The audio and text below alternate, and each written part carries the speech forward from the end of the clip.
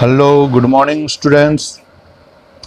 अभी तक हम लोगों ने डिस्कस कर रहे थे कॉजेज ऑफ डिजीज़ या why do we fall ills में हम लोगों ने बैक्टीरियल एंड उससे रिलेटेड डिजीज़ के बारे में चर्चा कर लिया था। आज जो हम लोग डिस्कस करने जा रहे हैं that is virus and their related disease के बारे में डिस्कस करेंगे। तो सबसे पहले जो हम लोग बात करते हैं कि नेचर ऑफ वायरस, वायरस का नेचर क्या है, वायरस का कंपोनेंट्स क्या होता है, वायरस किस चीज़ से बना होता है, उसके बारे में डिस्कस करेंगे। तो सबसे पहले हम लोग जो एक बात जानते हैं कि this virus is the connecting link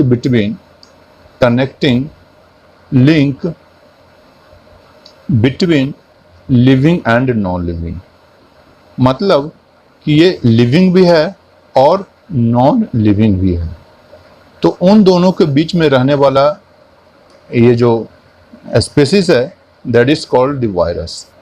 ठीक, अब ये बोल रहे हैं क्या कि ये लिविंग भी है और नॉन लिविंग भी है। तो लिविंग कैसे है और नॉन लिविंग कैसे है? तो लिविंग ऐसे है कि जब ये इंटर करता है होस्ट बॉडी में, होस्ट बॉडी किसको बोलते हैं? जिसमें जाकर ये डिजीज उत्पन्न करता है, डिजीज प्रोड्यूस करता है। ठीक, तो उसमें वैसे ऑर्गेनिज्म जिसमें ये इंटर करता है, तो इंटर करने के बाद ये अपने आप को होस्ट बॉडी में इंटर करने के बाद ये अपने आप को लिविंग बना लेता है, मतलब कि अपने आप को रिप्रोड्यूस करने लगता है।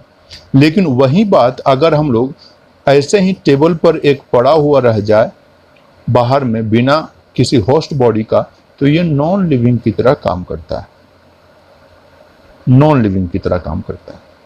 और अगर इसकी साइज की बात करते हैं, अच्छा, इसीलिए हम लोग इसको बोलते हैं कि this virus is the connecting link between living things and non living things. Okay, ये पॉइंट क्लियर हो गया। चलिए, तो नेक्स्ट पॉइंट हम लोग डिस्कस करते हैं कि this virus is smallest living organism. और ये स्मॉलेस्ट का क्या है?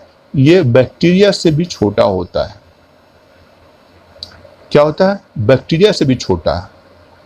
बैक्टीरिया तो हम लोग देख लेते हैं कि माइक्रोन साइज में रहता है, उससे भी ये छोटा रहता है, ये नैनोमीटर्स में के रेंज में रहते हैं।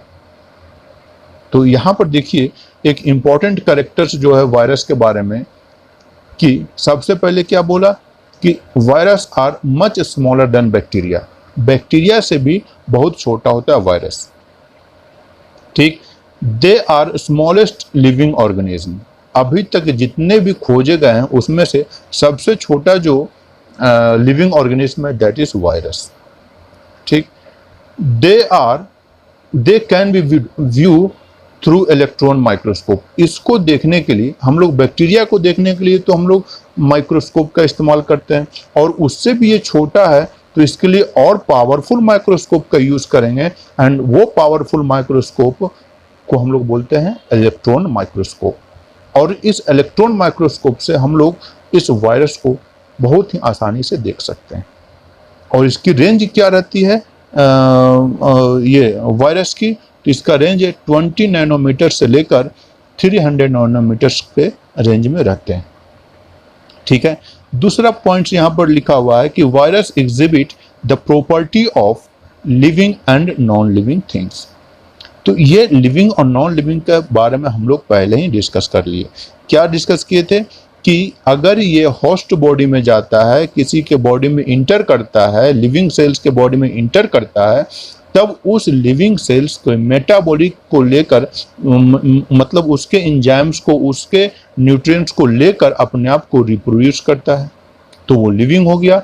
और अगर उसको ऐसे ही टेबल पर, ऐसे ही अगर किसी सरफेस पर, स्टेरलाइज सरफेस पर रख दिया जाए, तो वो नॉन लिविंग की तरह बिहेव करेगा। ठीक है, तो वही बात यहाँ लिखा है कि virus exhibit the property of living and non living things. Virus has no metabolic activity of its own. वो अपने आप, चूंकि अगर ये नॉन लिविंग बोल रहे हैं, सरफेस पर रह रहा है, अगर इसकी मेटाबॉलिक एक्टिविटी रहती तो यहाँ पर भी वो मल्टीप्लाई होते हुए रहता।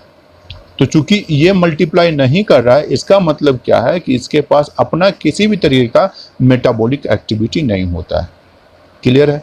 तो मतलब क्या हुआ कि मेटाबॉलिक एक्टिविटी होने के लिए ये किसी होस्ट बॉडी के अंदर में जाएगा और उसके कंपोनेंट्स को, उसके एंजाइम्स को लेकर अपने आप को मल्टीप्लाई करेगा और तभी तो वो क्या है, लिविंग है। तो मतलब कि ये कभी कभी होता है ऐसे चीज़ों को हम लोग क्या बोलते हैं, डिपेंडेंट रहता है लिविंग और सेल्स के ऊपर, किसी होस्ट बॉडी के ऊपर डिपेंडेंट रहता है अपना मेटाबॉलिक एक्टिविटी करने के लिए, अपना रिप्रोडक्शन करने के लिए।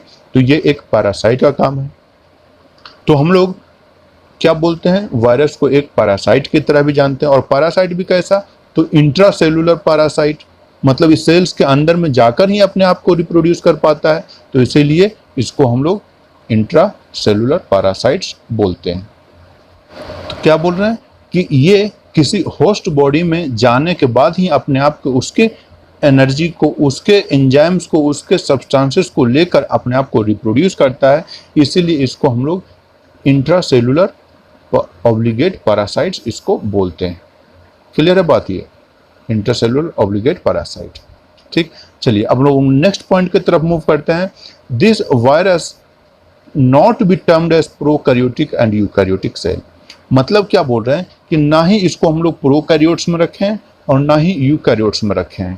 क्यों नहीं रखें, क्योंकि इसके पास सेलुलर कंपोनेंट्स ही नहीं है। जैसे मतलब कि राइबोसोम नहीं है,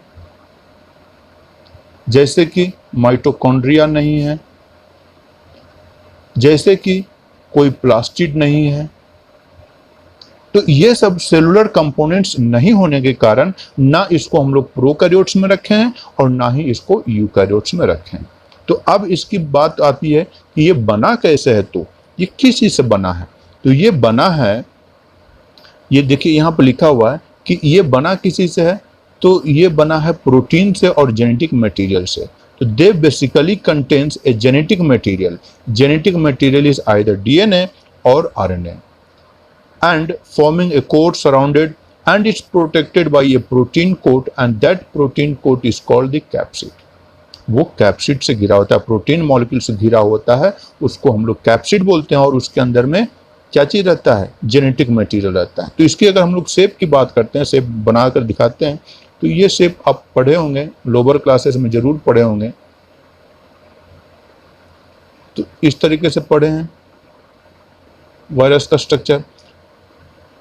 ठीक, तो ये जो बाहर का जो कोटिंग है, that is made up of protein, glycoprotein, glucose molecule से भी रहता है, लेकिन मेजर कंपोनेंट्स प्रोटीन रहता है, इसलिए इसको प्रोटीन बोलते हैं। तो ये जो बाहर का जो कंपोनेंट्स बना है, that is made up of protein, और इसको लेयर को हम लोग बोलते हैं कैप्सिड बोलते हैं। ठीक, और उसके अंदर में ये जो मटेरियल प्रेजेंट है, इस मटेरियल को जेनेटिक मटेरियल बोलते हैं।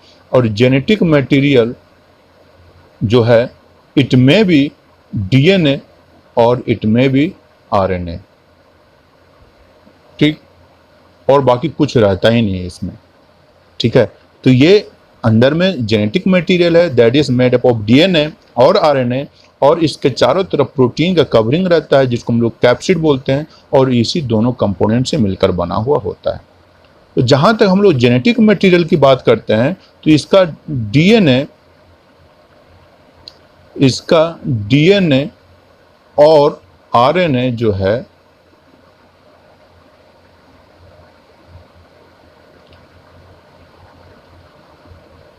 इसका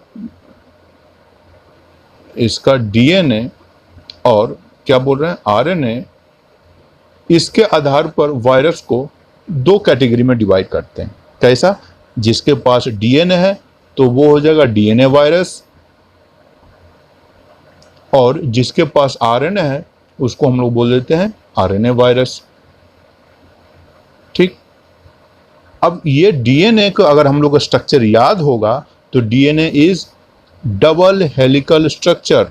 डबल हेलिकल मतलब कि ये डबल स्ट्रैंडेड है, किसी किसी में सिंगल स्ट्रैंडेड भी है। तो ये डबल स्ट्रैंडेड अगर वायरस है तो ये हो जाएगा वायरस में। अब डीएनए वायरस है, वो भी दो तरीके का हो गया। कौन कौन सा, जिस वायरस में डबल स्ट्रैंडेड रहा तो वो डबल स्ट्रैंडेड डीएनए वायरस हो गया, जिस किसी में सिंगल स्ट्रैंडेड रहा, सिंगल स्ट्रैंडेड, तो वो हो जाएगा सिंगल स्ट्रैंडेड डीएनए वायरस। ठीक इसी तरीके से अगर आरएनए है कंटेन किए हुए, जो जिस वायरस में आरएनए जेनेटिक मटेरियल के तौर पर है, तो उसको आरएनए वायरस बोल देंगे। और उसमें भी वो दो तरीके का होगा कि अगर डबल स्टैंडर्ड आरएनए रहा तो डबल स्टैंडर्ड आरएनए वायरस हो जाएगा, और अगर सिंगल स्टैंडर्ड आरएनए रहा तो सिंगल स्टैंडर्ड आरएनए वायरस हो जाएगा। ठीक है, ठीक है।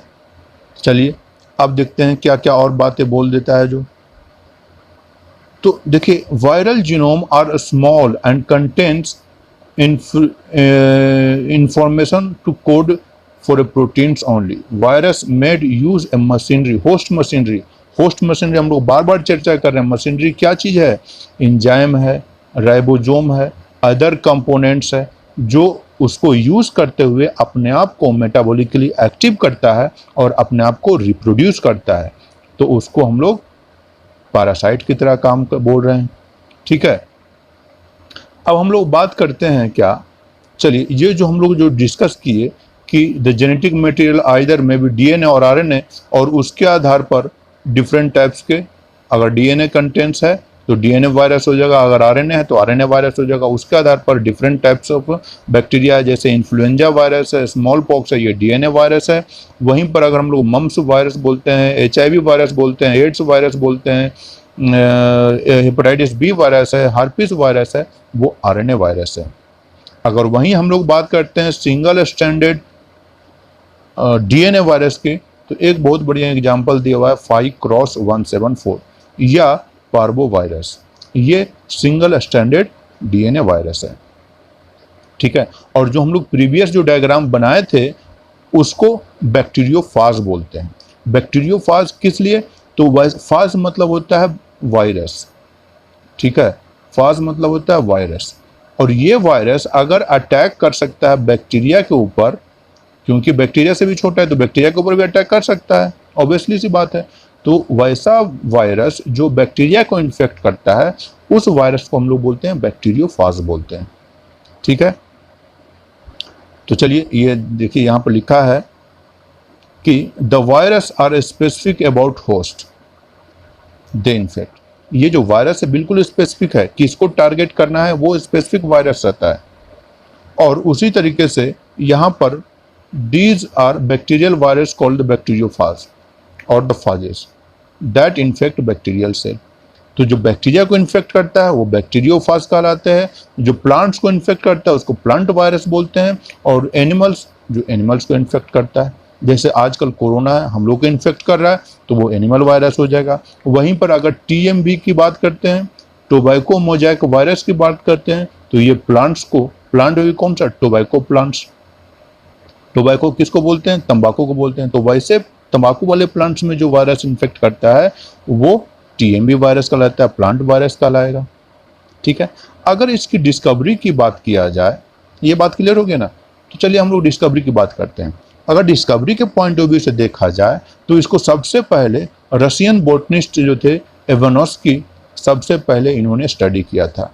और किस पर स्टडी किया था ये भी समझने वाली बात है। तो ये सबसे पहले टोबैको के ऊपर देखा गया था, तो ये टोबैको प्लांट्स में इन 1892। The disease plants have curious Mosaic pattern on the light green and yellow area on the leaves. ये जो एरिया जो लीफ के ऊपर dark green colour, light green colour का या येलोइश कलर का हो गया था, तो उन्होंने देखा कि एक मोजाइक पैटर्न कुछ बन रहा है, और ये किसकी वजह से बन रहा है तो उन्होंने आइडेंटिफाई किया था। तब जाकर देखा कि वो कुछ ऐसा कंपोनेंट्स है जो बेसिकली टोबैको प्लांट्स को इन्फेक्ट कर रहा है। बाद में जाकर आफ्टर 6 ईयर लेटर एक डच बॉटनिस्ट जो बेजर्निक थे, उन्होंने एक्सपेरिमेंटली देखा और उस चीज़ को उन्होंने वायरस नाम दिया। तो वायरस जो टर्म है वो देने वाले कौन थे? वेजर्निक। और उन्होंने बोला क्या कि ये टोबैको प्लांट्स को इन्फेक्ट करता है। ठीक है, तो जो सबसे पहला जो वायरस देखा गया था टोबैको प्लांट्स को इन्फेक्ट कर रहा था, तो उसको उन्होंने नाम दिया TMV, टोबैको मोजाइक वायरस। तो ये भी अगर जो बच्चे नीट की प्रिपरेशन के लिए हैं, मेडिकल के प्रिपरेशन के लिए हैं, तो अभी से बेस बनाना शुरू कर दीजिए।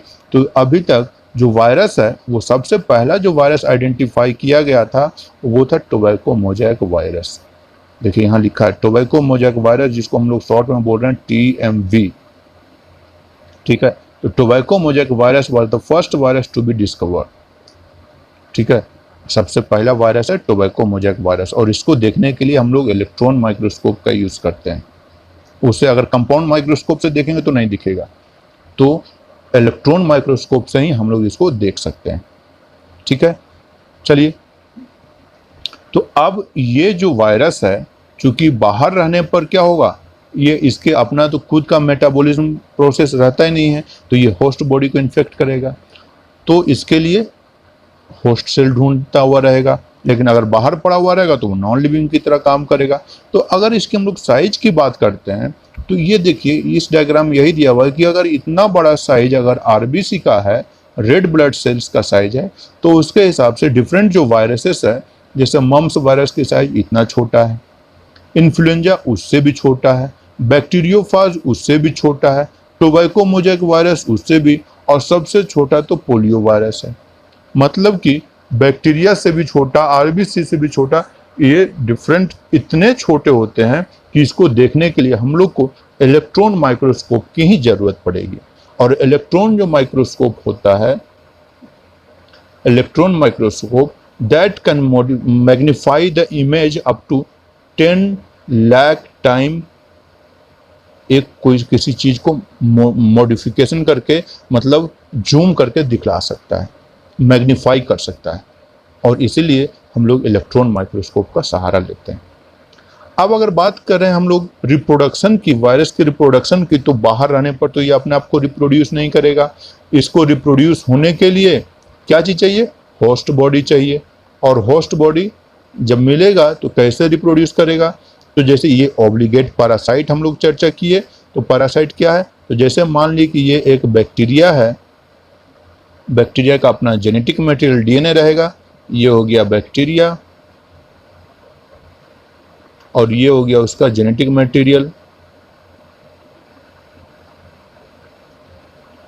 जेनेटिक मटेरियल यहाँ पर डीएनए बात कर लेते हैं।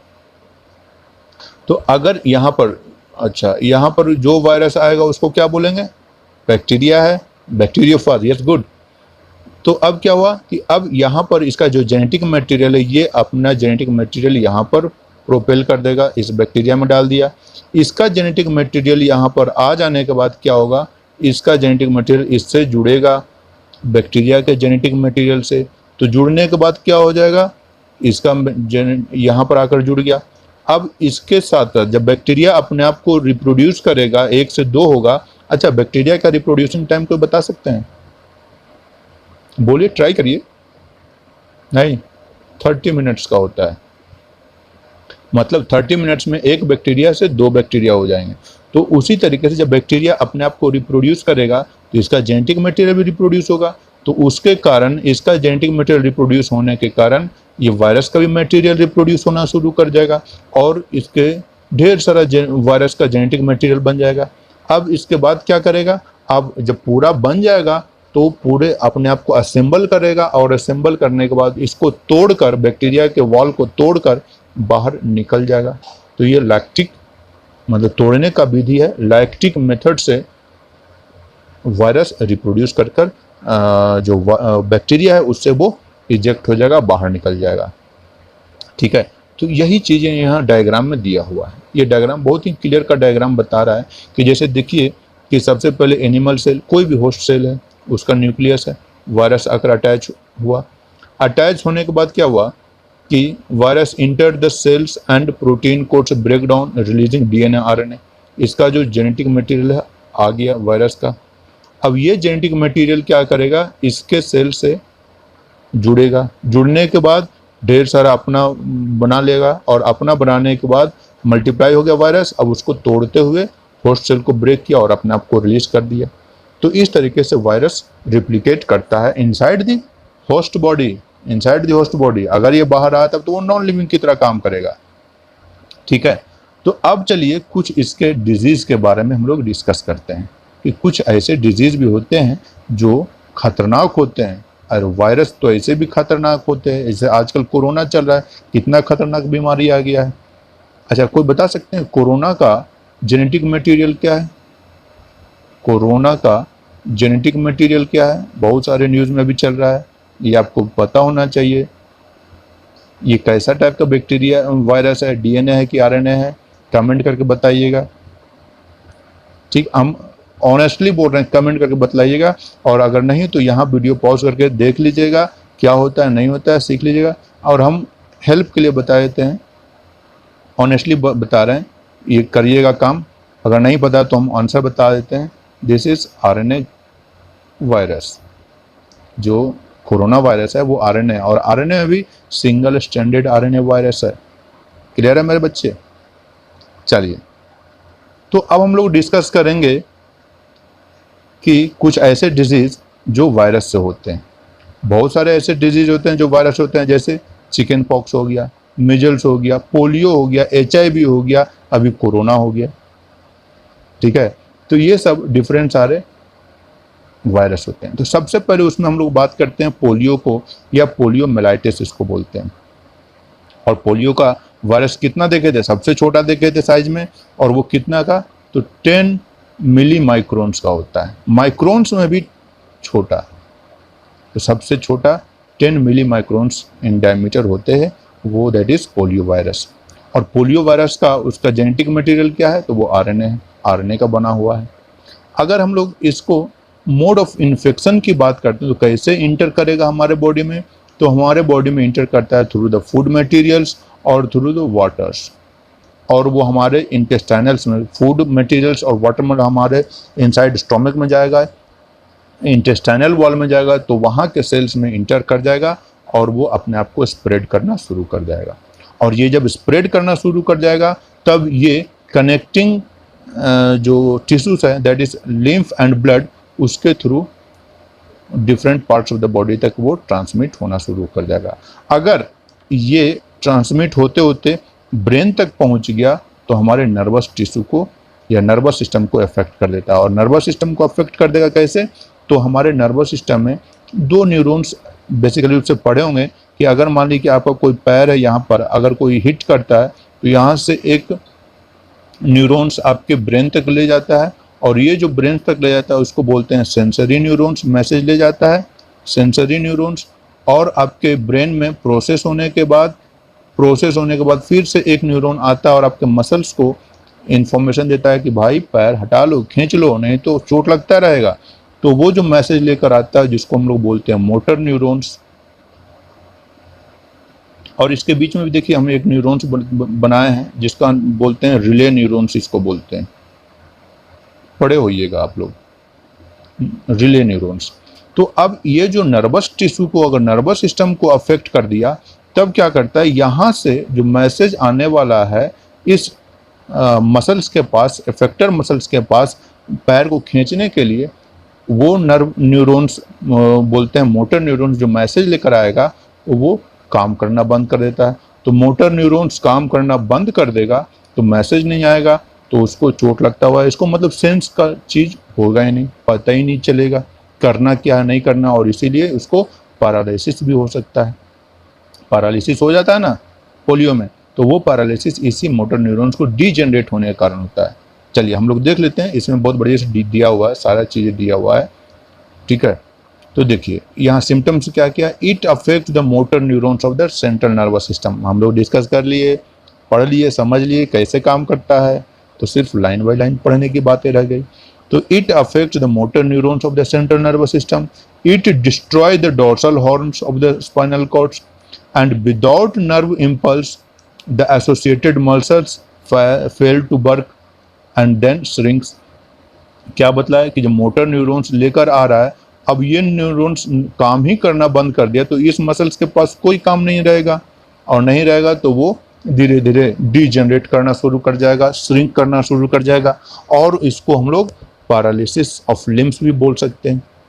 पैरालिसिस ऑफ लिम्स, पैरालिसिस हो जाएगा। ठीक है, फिर एट्रोफाइज वीक एंड सिलेंडर लेग्स, पैर जो है वो पतले होना शुरू हो जाएगा, वीक हो जाएगा, कमज़ोर हो जाएगा, और कमज़ोर हो जाएगा तो बच्चा चल नहीं पाएगा। तो वही चीज़ें तो हम लोग पोलियो में देखते हैं। ठीक।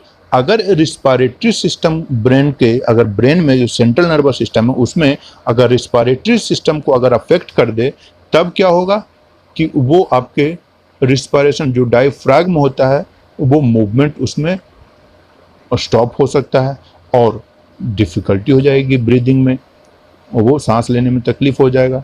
और तब क्या होगा कि उसको आर्टिफिशियल ब्रीदिंग सिस्टम पर रखना पड़ेगा। ठीक है, तो उसके लिए आयरन लंग की ज़रूरत पड़ेगी। आयरन आजकल इतना साइंस डेवलप कर गया है कि आर्टिफिशियल लंग डेवलप हो गया, और आर्टिफिशियल जो लंग है वो आयरन का बना हुआ है। ठीक है, तो वो उसके लिए हम लोग को आर्टिफिशियल लंग्स देना पड़ेगा, क्योंकि उसके पास तो पावर ही नहीं रह गया है, उसके रिस्पायरेटरी सिस्टम ही डिजेनरेट कर गया है, तो उसके पास मैसेज नहीं आएगा कि कैसे रिस्पायरेशन करना है, तो वो मर भी सकता है। अगर बात करते हैं क्योर एंड प्रिवेंशन की, तो क्योर एंड प्रिवेंशन क्या है, तो हम लोग देख लेते हैं कि अभी तक ये जो पोलियो है उसका कोई क्योर नहीं है, 100% क्योर नहीं है। तो उसके लिए क्या कर सकते हैं हम लोग, बच्चों को क्या करते हैं, वैक्सीन देते हैं। ठीक है, और अभी देखते ही होंगे कि संडे के संडे आते हैं, पोलियो वाले आते हैं और 2 ड्रॉप पिला कर जाते हैं, तो उससे क्या होगा कि पोलियो दूर रहेगा, पोलियो से नहीं होगा। और ये कब कब दिया जाता है, तो देखिए देख लेते हैं कि not fully curable and make the child handicap for the life.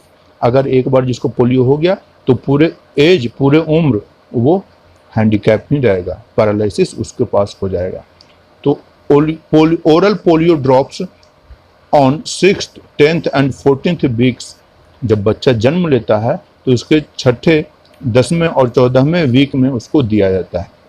और साथ साथ जो बूस्टर डोज होता है वो 6 साल तक के बच्चों को लगातार दिया जाता है, जो घरों तक आते हैं और पोलियो ड्रॉप्स पिला कर जाते हैं उन्हें। अच्छा, एक चीज़ें यहाँ पर सोचने वाली बात है कि कभी कभार सुने होंगे, न्यूज़ में सुने होंगे कि पोलियो का ड्रॉप तो दिया गया बच्चों को, ठीक, ड्रॉप दिया गया बच्चों को, लेकिन वो चाइल्ड कभी कभार उसको पोलियो हो गया। ऐसा क्यों भाई, ऐसा क्यों? ऐसा इसलिए कि ये जो पोलियो वैक्सीन है, ये जो वैक्सीन है इसमें पोलियो का वायरस रहता है, पोलियो वायरस इसमें रहता है। ठीक है, और ये पोलियो वायरस लिविंग रहता है, जिंदा रहता है। ये पोलियो वायरस लिविंग रहता है, जिंदा है ये, और जिंदा, लेकिन उसको इतना कम कर दिया जाता है, इसकी इफेक्ट्स इतने नलीफाई कर दिए जाते हैं जिसके कारण ये डिजीज़ नहीं कर पाता है। ठीक है, तो वैसे वायरस जो है कि जिंदा तो है, लाइव है, लेकिन एटीन्यूएटेड है। एटीन्यूएटेड मतलब कि इसका पावर जो है घटा दिया गया है, डिक्रीज कर दिया गया है।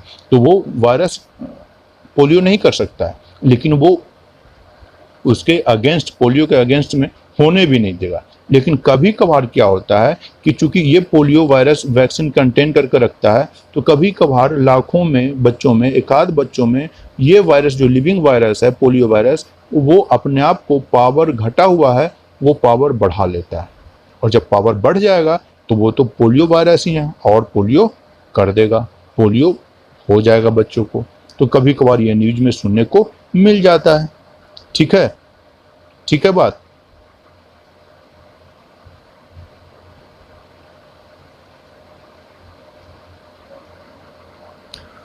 तो चलिए आज हम लोग इतना ही पढ़ते हैं। हम लोग नेक्स्ट क्लास में और भी डिफरेंट टाइप्स ऑफ डिजीज देखेंगे जो वायरस होते हैं। तो तब तक पढ़ते रहिए बच्चों। Have a nice day, thank you.